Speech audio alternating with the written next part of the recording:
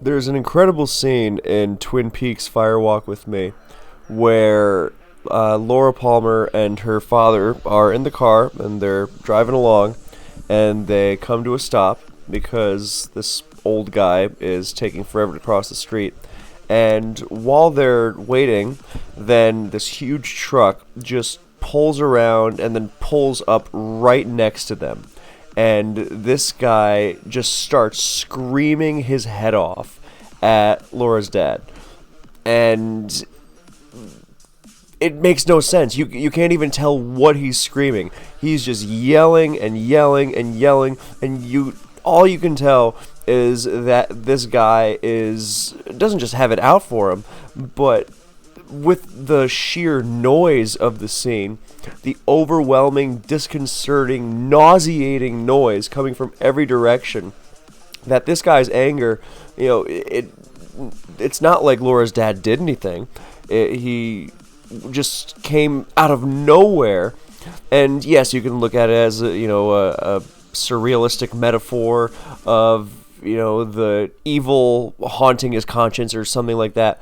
But the way I feel about it at this point in time is that in this moment where the Laura's dad is pushing his foot on the gas, and that's another source of noise, and Laura is screaming her head off. She doesn't know what's going on. The whole thing is so confusing. Like, whether it makes, logical narrative sense, who cares about that? The whole thing is just so confusing and loud and horrifying, and it sticks with you, and it courses like an electric surge through every part of your body, and afterwards you are just exhausted and you don't understand, which makes you even more exhausted, from the physical stress of it all.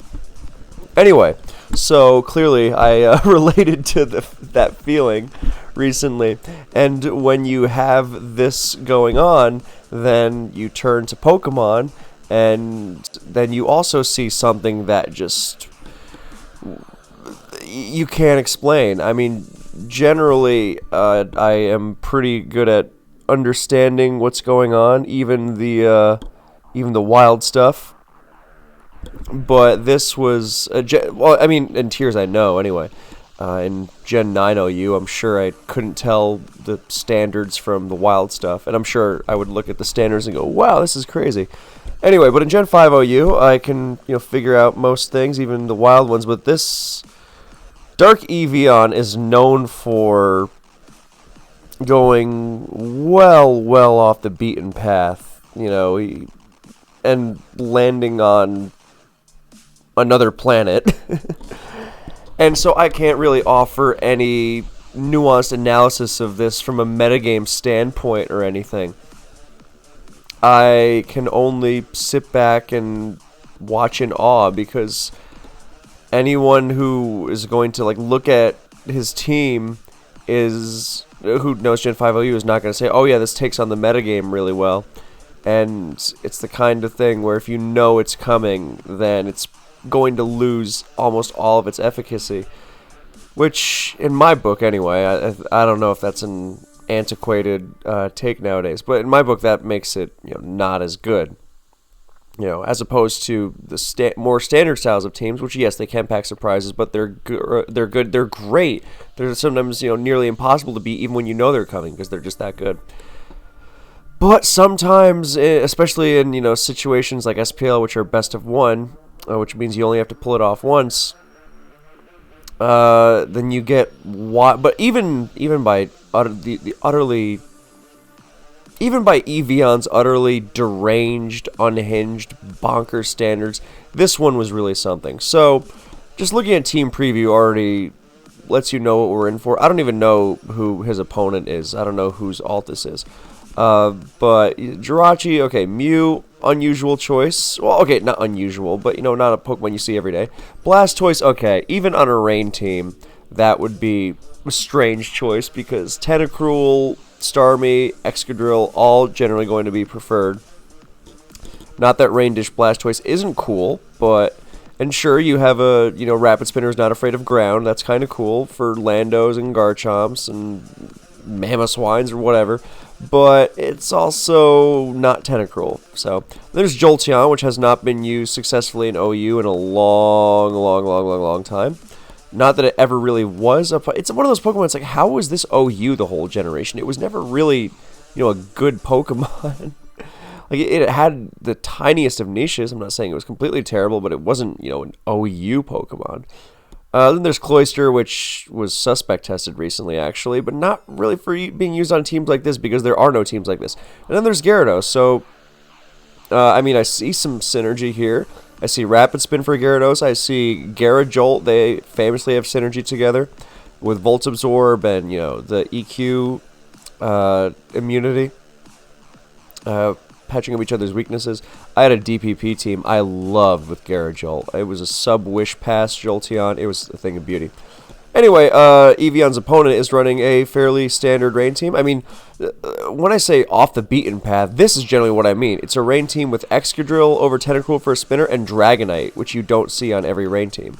So, I mean, looking at it, I'm mostly concerned with Latios, which seems to be an utter terror for this team, but hey, that's more so than your average rain team, but maybe there's something that I'm not privy to here. But yeah, this is off the beaten path, and Eevion's team is, Alpha Centauri. Anyway, so here's a Cloyster lead against a Politoed.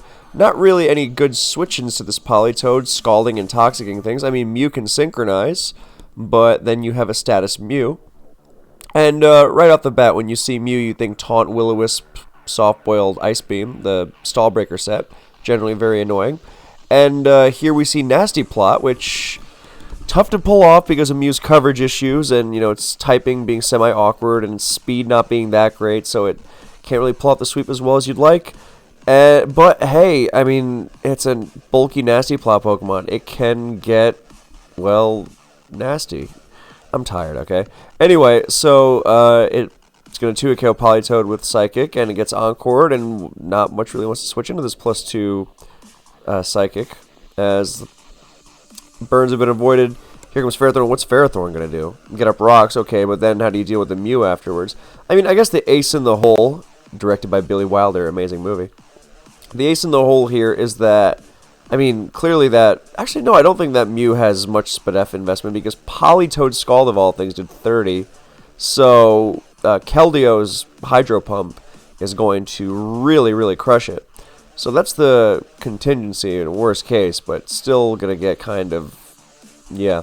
And the second Psychic into the Pharaoh crit, so it's down on low health already, which is definitely not fun. But here the Encore is going to run out, I believe. Yeah, so it doesn't really do anything, but I guess he's trying to pivot around...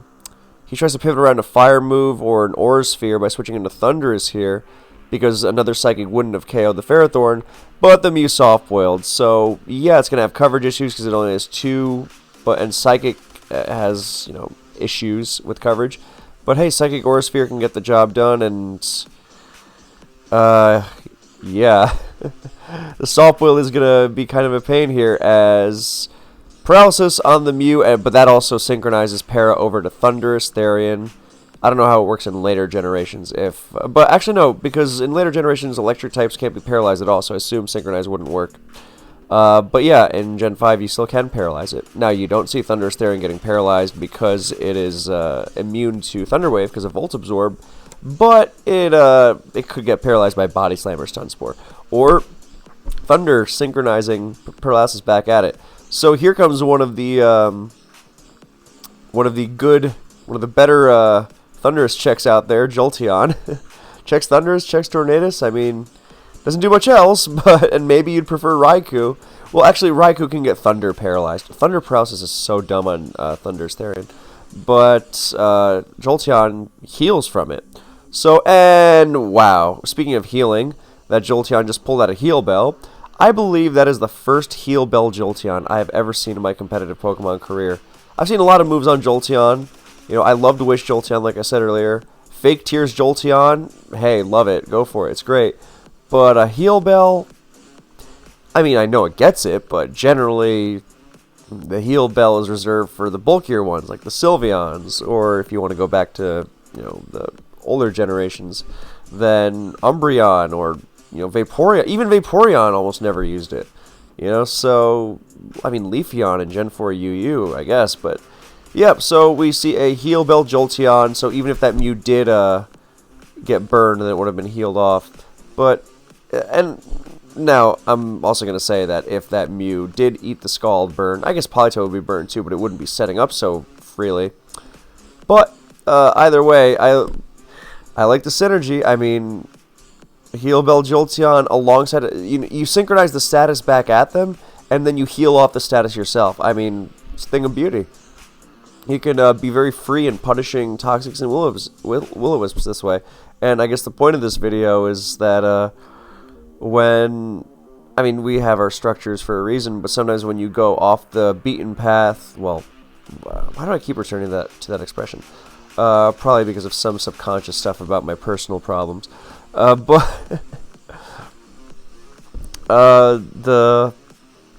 when you kind of forget that for a bit and you just focus on, synergies, like, I think a lot of us will do this when we're starting out in competitive Pokemon, that we don't really worry about, the metagame standards, whatever. Yeah, but I like it when I synchronize the status and then I heal bell it off.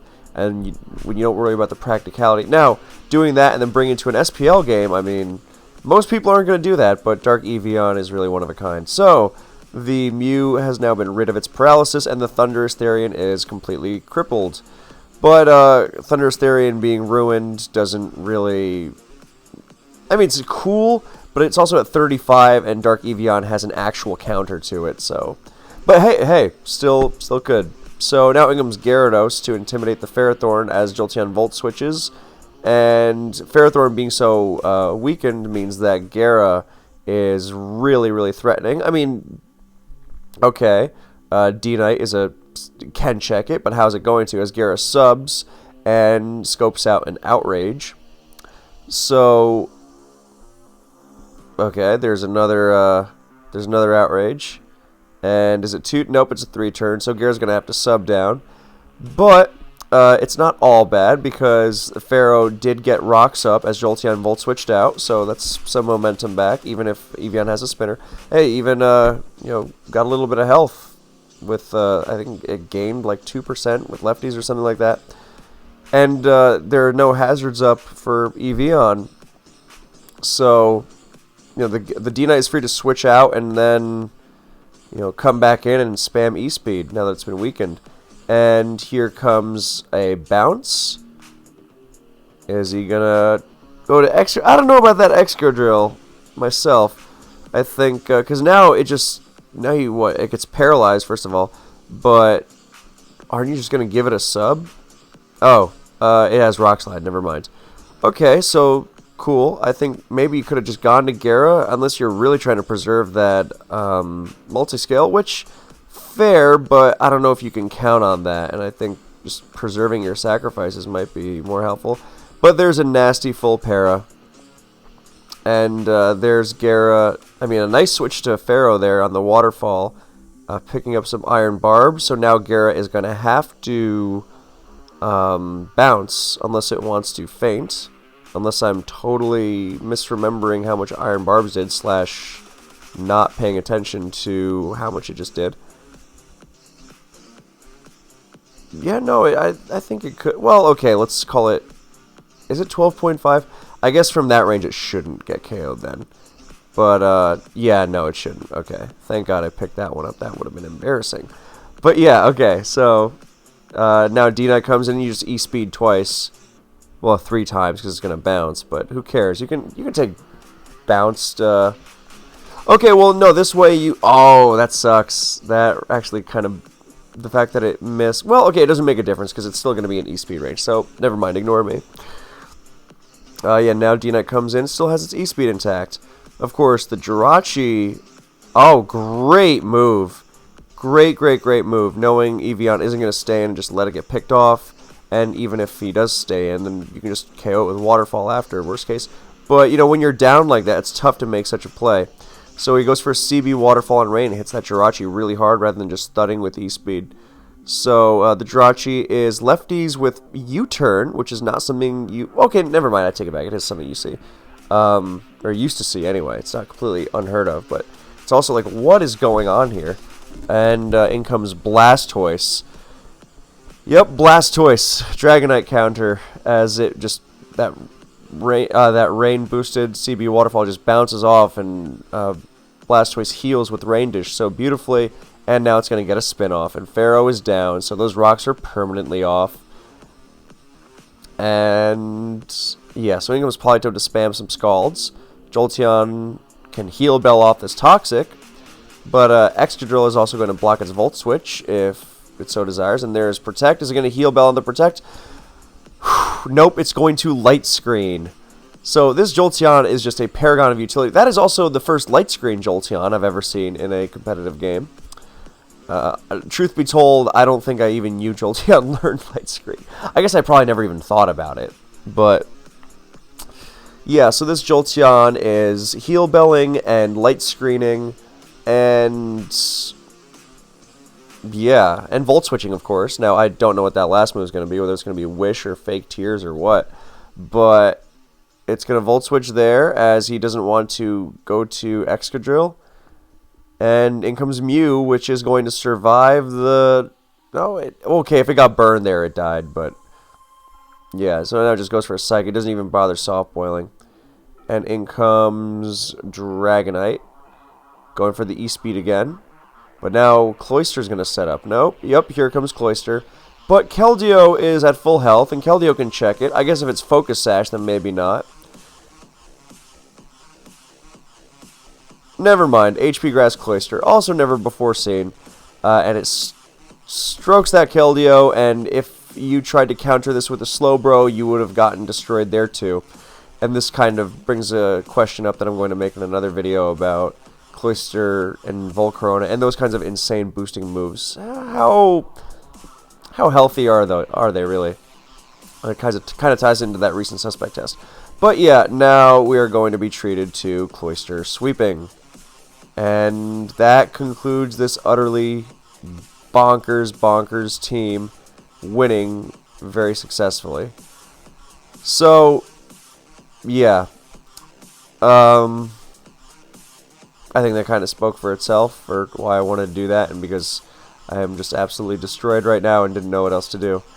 So, I just threw this one on. Alright, thank you so much for watching. I hope you enjoyed, and I will see you in the next one.